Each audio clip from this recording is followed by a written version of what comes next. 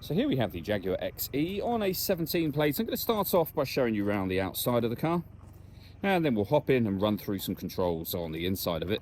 From the outside you can see it's a four-door car with alloy wheels and tinted windows. We're going to start off inside the boot first.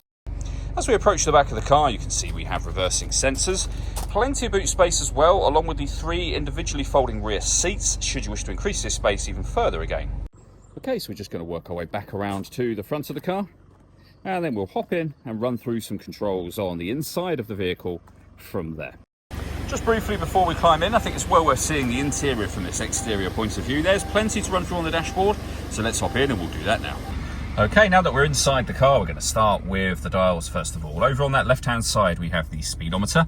We have the rev counter on the right-hand side.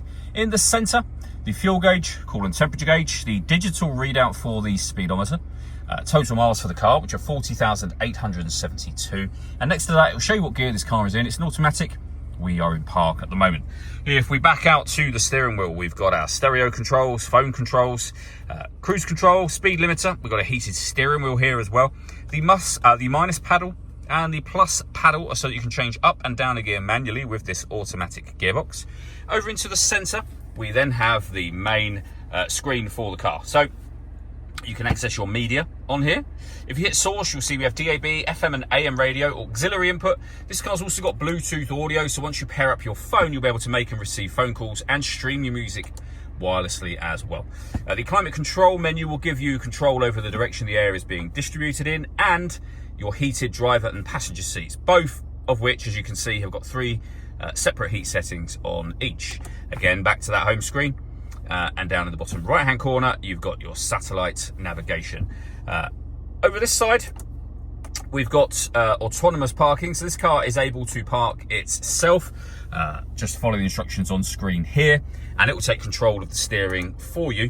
On top of that, we do also have a full color reversing camera and parking sensors there as well. Working our way down is the dual zone climate control. You can adjust the passenger temperature, the driver temperature. You can increase and decrease the fan speed. That button will open up this section you've already seen, and this button will open up the heated seats.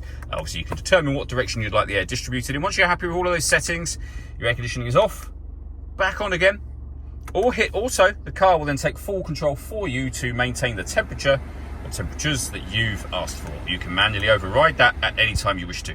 Volume for the stereo is just here. Start and stop for the engine itself is there. The dial that is the gear selector for the car. When you switch the vehicle off, this will lower so it sits flush to this central unit. We can turn off the stop and start. We can change the driving setup of the car. We can turn the traction control on and off. We have an electronic handbrake and 2 cup holders as well.